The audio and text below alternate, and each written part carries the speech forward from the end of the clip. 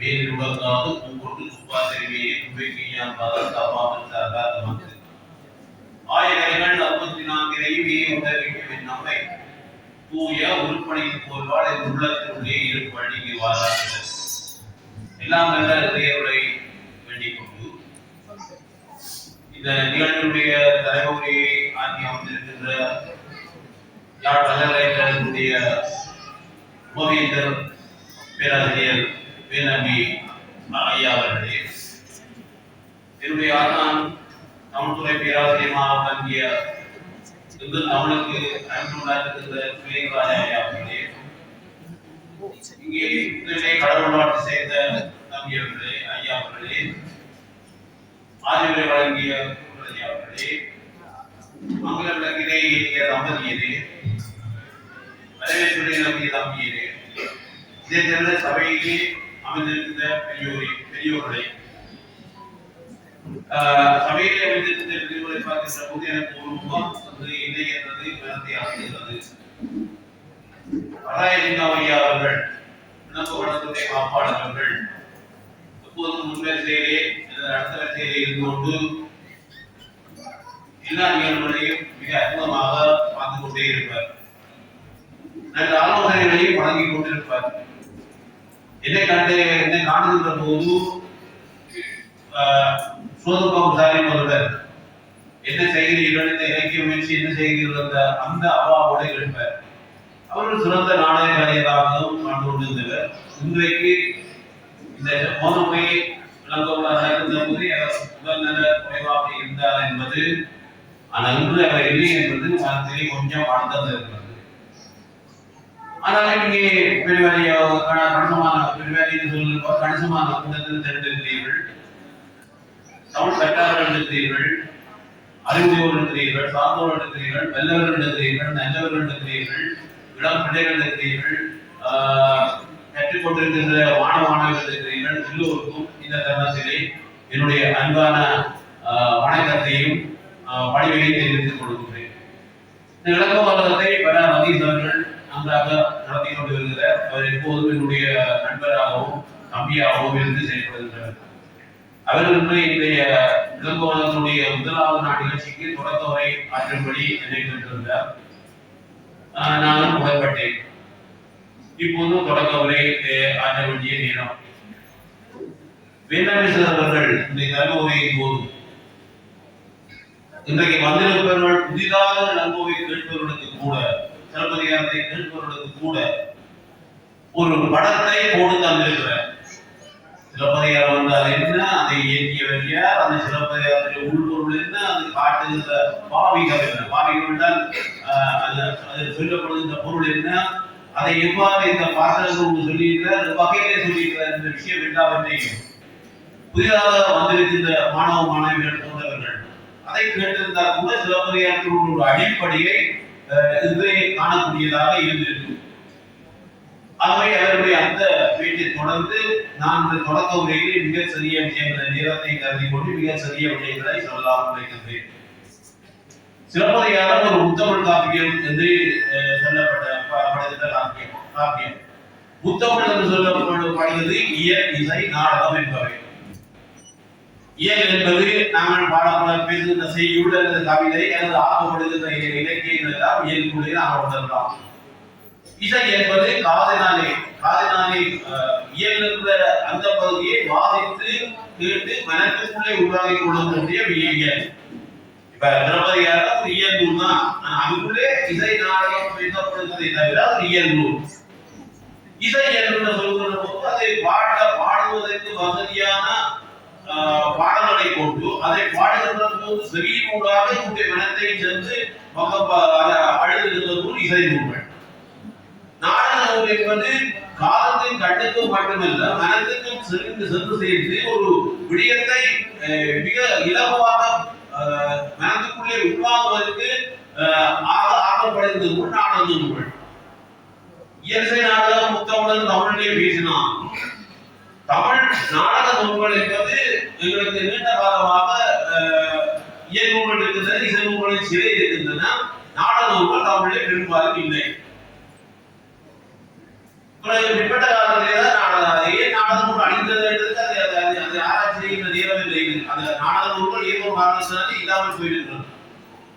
ஆனால் நாடகம் காவியமாக சொல்லத்தக்க அளவுக்கு சிலப்பதிகாரம் இருக்கிறது என்பது ஒரு வரலாற்று சாதம். அது ஒரு இயல் காப்பியமாக இருந்தால் காப்பியம் சொல்கிறார். காப்பியம் என்பது ஒவ்வொரு தலைவரை பெருங்காப்பியம் பேசுகிறார் என்று அடியர்களுக்கு ஒரு உரிய குறிப்பு. அது ஒவ்வொரு தலைவரை கொண்டு நாற்பொருள் நலமொழி போக்குவதாகிய நாற்பொருள் பயணக்கூடியதாகவும் அவருடைய வீர நிகழ்ச்சிகளை போன்றவற்றையெல்லாம் கொள்ளக்கூடியதாகவும் சொல்லுவது பெருங்காப்பியத்தினுடைய இயல்பு. இயல்பு சொல்வது அடியரங்காரமாகி அந்த நூல் வந்தது 12ஆம் நூற்றாண்டு அந்த காலம் வந்தது. அந்த இலக்கணம் இலக்கியம் கண்டது தான் இலக்கணம் வகுக்கப்பட்டது என்பது ஒரு விதி இருக்குது. அப்ப இலக்கியத்திலே முன்னவே இது சிலப்பதிகாரத்தை பிரித்து 2ஆம் நூற்றாண்டு சொல்லுவார்கள். அப்ப கட்டியலங்காரத்திலே லக்கணமாக வகுக்கப்படுத்து 12ஆம் நூற்றாண்டு இருக்குது. ஒரு 1000 வருஷம் சென்றதுக்கு பிற்பாடுதான் இலக்கணம் வகுக்கப்பட்ட தமிழ் கிடைக்கிறது. அது இடையே வந்திருக்கலாம், கிடைக்கிறது. ஆனா அந்த அந்த வருவதற்கு முன்பே ஒரு இலக்கியத்தை காவியமாக ஆக்கின்ற அந்த பக்கம் இளங்கோவடிகள் ஒரு அரச குலத்திலே வந்தவர், சேர அரச குலத்திலே வந்தவர். சேர சோழ பாண்டியர் எல்லோருமே தமிழ் அரசர்கள். சேர நாடு என்பது மேற்கு பக்கத்திலே இருக்கின்ற தமிழ்நாட்டிலே மேற்கு பக்கத்திலே இருந்த மலையாளம் கேரளா சொல்லப்படுகிற இருந்த பகுதியில் இருந்த ஒரு பகுதி. அது இன்றைக்கு மலையாளமாக ஒரு தீவிரத்து போகிறது. அதிலே இருந்த மன்னன் ஒருவன் சேரன் செங்குட்டுவனுடைய தம்பியாக இருந்தவன் இளங்கோ. அதனாலேதான் ஒரு இளங்கோட்டவன் அவன் அரசுரிமையை துறந்து துறவியாகி ஒரு நூலை செய்த அந்த சிலப்பதிகாரமாக வந்தது. அந்த நூலை அவர் செய்கின்ற போது எல்லா தமிழ்நாட்டினுடைய 3 அரசுகளையும் ஒன்றுடைந்தார். இப்ப நாங்கள் எங்களுக்கு ஒரு அரசியல் அது ஒரு பக்கம், அதுக்குள்ளேயே நாங்கள் 1000 ஜனங்களுடைய தனி கொடுத்த வேண்டு பகுதி கருத்த பிரச்சனையோட நாங்கள் இருக்கிறோம். சொல்லிக் கொள்வதற்கு ஒற்றுமை இல்லாதவர்களாக இருக்கிறோம். ஆனால் ஒரு இலங்கையோட தமிழ்நாடு வடவேற்கா தென்கொரியாவிலே தமிழ் நல்குறோம். அதுக்குள்ளேயே ஒரு பூர்வவாதி அரசர்களாக இருந்து கொண்டு சேர சோழர் பாண்டியராகிய முடிவுரை மூவேற்ற பூர்வ ஆண்டவர் பகுதியாக தமிழர்கள் இருந்திருக்கிறது. அந்த தமிழகத்திலேயே ஒரு அரசுக்கு தம்பிய அரசனுக்கு சேர்ந்த ஒருவனாகிய அரசனுக்கு தம்பியாக இருந்தவன் அப்படி இருந்தும் அரசை துறந்து விட்டு நான் தமிழ் செய்ய போகிறேன் புறப்பட்டு தமிழிலேயே ஒரு காப்பியத்தை ஆக்கினாலும் இந்த தமிழ்நாட்டின் எல்லா பகுதியிலும் விளைத்து வளர்ந்த சிந்தனை மற்றும் மனதிலே இருந்திருக்கிறது. ஆகவே அவர் காப்பியத்தை 3ஆக வருகிறார். நாடு சேர நாடு, சோழ நாடு, பாண்டிய நாடு. அவர் சோழ நாட்டிலே காப்பியம் துவங்குகிறது. நாடு சொல்லப்படுகிறது. சோழ நாட்டிலே காப்பியம் துவங்குகிறது. இன்றைய சென்னை என்ற பகுதி இருந்த பகுதியெல்லாம் சோழ நாட்டுடைய பகுதியெல்லாம். அப்ப அந்த சோழ நாட்டிலிருந்து போய் தெற்கு பக்கமாக நடந்து போய் பாண்டிய நாட்டிலே மதுரை காட்டு சொல்லி 2வது ஒரு மதுரை காட்டிலே 2வது பக்கம் நடக்குது. 3வது தெற்கு பக்கமாக கடையில் நடந்து போய் கேரளாவில் மலைநாட்டுக்கு போய் மஞ்சிக்காடு ஒரு பகுதியிலே 3வது படித்தோம். 3 ராஜ்யங்களின் ஊடாக முடிவுடன் சொல்லப்பட்ட தமிழ் மூவரை உன்னுடைய பெருமை உண்டாக அவர்கள் பார்க்கப்பட வேண்டியவர்கள் உண்டாக வெளிய வேண்டியவர்கள் என்ற கருத்து ஊடகமாக இளங்கோவடிகளை கொடுத்து சொல்லிவிட்டேன். அப்படி செய்கின்ற போது அவர்கள் மிக பின்பற்றலாக இருக்கிறார். இசைத்துறை வெல்லவராக இருக்கிறார். இயல் துறையிலே ஆசிரியப்பாக செய்திருக்கிறார். அற்புதமான ஆசிரியப்பாக தொடர்ந்து செய்வதாக ஆகியிருக்கிறார். ஒரு ஆலயத்திலே பின்பாக்களை போட்டு அதையும் உண்டாக்குகிறார். ஆட்சியர் குறவை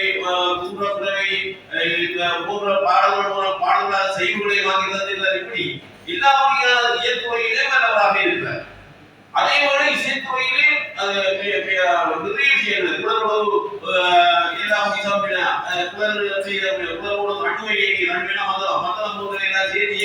இப்படி எல்லாம் சொல்லுகின்ற போது இசைத்துறையிலே வல்லவராக அவர்களுடைய பக்கத்தை சொல்லிக் கொண்டே போறார். அந்த ஒரு மாதத்தின் அரங்கேற்று ஒரு பாராட்டத்திலே வருகிறது. அங்கே நாடகத்தினுடைய தொடக்கத்தை சொல்லி விடுகிறார். நாடகத்தினுடைய தொடக்கத்தை சொல்லுகின்ற போது இன்றைக்கு 2000 வருஷத்துக்கு முன்னால் மேடை வாய்ப்பில் இருந்து அனைத்தையும் சொல்லுகிறார். மேடை வாய்ப்பை சொல்லுகின்ற போது சொல்வார், எழுகோல் அகலமும் எழுகோல் நீளமும் கொண்டதாக மேடை அமைந்திருக்கும். ஒரு கோலட்டு போனால் கைப்பேற்றிருந்தார். நல்ல ஆரோக்கியமான ஆளுமை கைப்பேற்றிருந்தார். 24 ஒரு இடம் கொண்டது ஒரு கோல். அது 3 அடியில அளந்து வச்சிருக்காங்க. உயரத்திலே ஒரு 5 அடியே பார்க்கலாம். இந்த உருவத்திற்கு ஒரு 5 அடியே பார்க்கலாம். 5 அடியில் 7 போல் அகலம் எடுத்திருந்தால் 35 அடி அகலம். இப்படி பாத்தீங்க வெட்டு கொட்டப்பட்டதுனால் வெட்டு 40 அடி நீளம் போட்டதாக ஒரு வீடை அமைந்திருக்கு. ஒரு நூல பெரிய வீடை அமைந்திருக்கு. மாதவரிகள் அரபியர்கள் ஒரு இடத்துல 5 அடி இருப்பாங்க வீடு. இந்த வீடு ஒரு 3 அடி 3 அடி வீடு 5 அடி இருந்தா கூட உயரமாக அந்த வீடை அமைந்திருக்கவர். இப்படி சொன்ன அவர் அதுக்கு திரிய உண்டாது. அதுக்கு திரிய உண்டாது. இந்த அலங்கார திரை 3 வகையான திரை உண்டு. ஒரு வேலையிலிருந்து கீழே இருக்கிற திரை எழுதியிருக்கிற எழுதி ஒருமுக எழுதி பொருமுக எழுதி ஒருமுக எழுதினா கீழே அப்படியே போகும். நாங்கள் பெரும்பாலும் வச்சுக்கிறதான் ஒருமுக எழுதினா வந்து சாத்தியப்படும். கலந்து மகன் இருந்துட்டு பக்கத்தில் இப்படி பல வகையான 3 வகை திரைச்சீர்கள் உண்டாங்க. வீடைக்கு அலங்காரம் கூட ஒளி ஒரு பாத்திரம் இருந்தால் அதனுடைய நிழல் மற்ற பாத்திரத்தை மறைக்காத மாதிரி ஒளியூட்டப்பட்டிருந்தது வீடு என்று சொல்லுகின்ற போது ஒரு நாடக வீடை எவ்வாறு இருந்தது, நாடகத்துக்கு ஒளியூட்டம் லைட் அப்படி இருந்தது. அப்படி இருந்தது பணிக்கு எப்படி அவர்கள் செயல்பட்ட விஷயம் சொல்லுகின்ற போது நாடக வீடு இவ்வாறு அமைய வேண்டும் என்று அந்த 20,000 வருஷத்துக்கு முன்னால் தமிழே ஒரு ஆசான் செய்திருக்கிறார். ஷேக்ஸ்பியர் தான் வந்தது 14ஆம் நூற்றாண்டு 12ஆம் நூற்றாண்டு அப்படியான காலத்தில். அதுக்கு முன்னமே ஒரு நாடகத்துக்கான மேடை வைப்பு போன்ற உண்டாக்கப்பட்டிருந்தது. கூத்துதான் நாடகமாக இருந்திருக்கிறது. ஆடவர்கள் எல்லாம் ஆடவர்களே கூத்தல் நடனத்திலே ஆடுகிறோம். கூத்து அடிப்படையாக தான் இந்த நாடகம் வந்தது. அந்த நாடகத்துக்கான ஒரு முதல் அமைப்பிலேயே முதல் சொன்னவர். பின்னால் வந்து நாடக காப்பியம் உத்தரவு காப்பியம் உரிமக்கள் காப்பியம் எல்லாம் எழுதப்பட்டது. நாடக காப்பியம் மிக முக்கியம். நாடக காப்பியம் நம்முடைய இந்தியத்தை குறைக்காம முயற்சி காப்பியோட சொல்லிக் கொடுக்கிறது. நாடக காப்பியம் கொடுத்தது பின்னால் பாத்தீங்கன்னா குலக்கணக்காரர் எழுதுகிற போது மதுரை காலத்திலே குலக்கணக்காரர் எழுதுகிற போது அந்த இளங்கோவடிகள் கவியராக இருந்து ஆசிரியர் சொன்ன குட்டிகளை நாம் ஒரு எழுத்துரையருக்கு கொடுத்து எழுத்துரையருக்கு நாடகத்தை தெரியும். நாடகத்தை சொல்லி அந்த எழுத்துரையருக்கு இளங்கோவடிகள் சொன்ன விஷயத்தை எழுத்துரையர் கொடுத்து விட்டு கடலையையும் பாண்டியனையும் வாய்க்காவலையும் பாடிமாதிரியையும் சூரியனையும் கொண்டு வந்து விட்டால் ஒரு நாடகத்தை அந்த அவருடைய வாக்கியத்திலேயே அவருடைய சொல்லுங்களாலேயே நடத்தி முடியும். காய்கறி செல்லை எங்களம் கண்டனோ அது தொடங்கி அந்த நாடகம் தொடர்ந்தது. கொலை செய்யப்பட்ட கோவலன் அவன் கடலிருந்து கொலை செய்யப்பட்டதான் பெரிய எழுத்தம். இவன் புதுசா இதை செய்தி இருக்கிறான். அவன் மற்றவர்களும் தன்னுடைய கணவரை கடலிருந்து வைப்பார் தவிப்பு அவளுக்கு அதை நீக்குவதற்கு சாதாரண சொல்ல முடியாது. அவள் இயற்கையின் உச்சகட்டமாக இருந்த சூரியனை இருக்கிறான். காய்கறி செல்வதை எரித்துக்கொண்டிருந்த சூரியனை என்னுடைய கணவன் கணவனோ என்று கேட்கிறார். சூரியன் சொல்லுவார். அதான் வேளாண் சொன்னவை கற்பினுடைய உச்சத்தை தொடுகின்ற காப்பியம். கற்பினுடைய சூரியன் சொல்றான். சூரியன் அவர் அசரீக சூரியன் அசரீக நீங்களவன் கல்வன் அறிந்தன் உன்னுடைய கணவன் கல்வனே அல்ல. இந்த கல்வன் சொல்லப்பட்ட இந்த மதுரையை தீ உண்ண போகுது, நெருப்பு சாப்பிட போகுது, எரிய போகுது மதுரை. அவரை கொலை செய்த இந்த மதுரை எரிய போகுது சொல்லுகிற போது அதிலேயே நாடகம் தொடங்கிவிட்டது. சமயம் கூச்சாக இருக்கிறார். 23 பெரியவர்கள் போது ஒரு நாடகம் தனியா கண்காணிப்பு அவருடைய வார்த்தை இளங்கோவடிகளுடைய வார்த்தை கடைக்கு அவர் சொல்லுகிற போது நாடகம் தொடங்கி போகுது. போகிறாள் அடுத்த வாசல் வழக்கு கேட்குது. போய் வாய்க்காக நிற்கிறான். உட்காரி கொண்டிருக்கிறான். வாய் அதை போக்கிய பொறியியல் வாயிலே உதாரண போது நடுங்கி போறான். வாய்க்கா என்னடா ஒரு பொருள் அவன் போய் நடுங்கி ஒரு கையில சிறப்பேற்றி ஒட்டி வாசல வந்து சொல்ற அவன் மூடி போறான். மூடி போய் சொன்னான் வாடி நெந்தவன் வாடி அப்படின்னு வாய் சொல்லி கொடுத்துருக்கான். அசனை போய் வாய்க்கால் வாய் சொல்லி கொடுத்துருக்கான். வாய்க்கால் ஒற்றவையாகவும் தெரியவில்லை, துக்கியாகவும் தெரியவில்லை, கையில சிறப்பும் ஏற்றிருக்கிறான். யாரும் சொல்வது கணவன் இருந்தால் கையில் ஒரு சிறப்பு ஏற்றிருக்கிறான், அதை அதை சொல்லுவது என்று சொல்லவில்லை. பாண்டியன் ஒரு நல்ல ராசாக்கள் இருந்துட்டான். அந்த நாளில் கூடி வருவான். அவன் வந்த உடனே நீர்வார் கண்போன் நீர்வார் முகத்தை கொண்டு நீரை போடுகிற முகத்தை போடுகிற பற்றி நீ யார் சொல்லு. அவன் கேட்கிறான், யாரா கேட்கிறான். என்னும் வந்தோ யார் ஒருவரி அவன் கேட்க அது அவள் சொல்றாள். சொல்றாள் அவள் சொல்றாள் என்ன சொல்றாள்? ஆவின் கடைமணி நடுங்கான் நடுங்க. ஒரு உள்ளோடு தன்னுடைய யாரும் சொல்லணும், தன்னுடைய நாட்டை சொல்லி தன்னுடைய கணவனை சொல்லி தன்னை சொல்லுவான். யாருக்கு வீட்டுக்கு என்ன சொல்றான்? ஒரு புள்ளின் குடும்பம் தீர்க்கோர் புள்ளனா பறவையுடைய குடும்பம் சீட்டை பறவையுடைய குடும்பத்தை தீர்க்கவன் தனக்கு தசை புள்ளின் குடும்பம் தீர்க்கோர் நம்பியும் வாயில் கடைமணி நடுனா நடுங்க. ஆவின் கடைமணி முகுதி நெய்குட தன்னுடைய உள்ளே தேர்கால போட்டு நெய்யாவை நன்றி சூழ ஒரு பசுவந்து தன்னுடைய நன்றி எடுத்து மணி எடுத்ததுக்காக அந்த தந்தை நீதிமன்றத்திலேயே தேர்தலை போட்டானே. அப்போ அப்படியான அந்த அண்ணன் ஆண்ட நன்றி சூழலும் கீழ்ச்சக்கரவர்த்தி நாட்டிலே இருந்து வந்தது சோழநாட்டில் வந்தவன் நான். என்னுடைய கணவனுடைய அப்பா பெரிய மாதம் சிறப்பில் மசாத்தான் சொல்லப்படுகிற கோவலன் தன்னுடைய ஊழலை நிமித்தமாக ஒரு என்னுடைய சிறப்பை கொண்டு இங்கே இந்த நாட்டுக்கு வந்து விற்பதற்கு முன்னால் அந்த வந்தவரை உன்னுடைய கால்களில் வேதி உன்னுடைய தவறான தண்டனையால் இருந்த கோவலனுடைய மனைவி நான் என்பான். நாட்டை சொல்லி தன்னுடைய கணவனுடைய அப்பா சொல்லி தன்னுடைய கணவனை சொல்லி ஏமாந்தேன் சொல்லி தன்னுடைய பேரை கடைசியாக சொல்லி அவள் தன்னுடைய வழக்கை முடிக்கிறான். அப்ப அவன் சொல்றான் கடலை கொண்டு கை போதல் கொள்ளைகளை சொல்றது ஒரு குழந்தைய வேலி அவன் கடவுள் தான் கொண்டு எங்களுக்கும் கல்வன் அதற்கு அவன் கட்டாய் சொல்றான். அவள் சொல்றாள், என்னுடைய வளத்தை விசாரிச்சா என்னுடைய காட்சியிலே இருப்பது மாணிக்கங்கள் மாணிக்காய்கள், அதை நீ பரிசோதித்து பார்க்கலாம் அப்படின்னு சொன்னோன்னு உடனே நல்ல சொன்னாய். அவன் தன்னுடைய மனைவி நம்பி எடுத்து கொண்டு அவன் சொல்றான், நான் இடத்துல மதுரை இருப்பதனாலே மனைவியுடைய சிறப்பை இருப்பவே முத்து. அப்ப உடனே கொண்டு வந்த வங்கிபத்திரப்படுகிற பொறுப்பாளர் கொண்டு வந்த அந்த சிறப்பை எடுத்து ஆட்சி அப்போ வந்து நம்ம என்ன இருப்பார். உடனே இந்த மாணிக்கப்பர்கள் மன்னனுடைய உதட்டிலே பட்டு சிந்தின அரசன் திகழ்ந்தான்.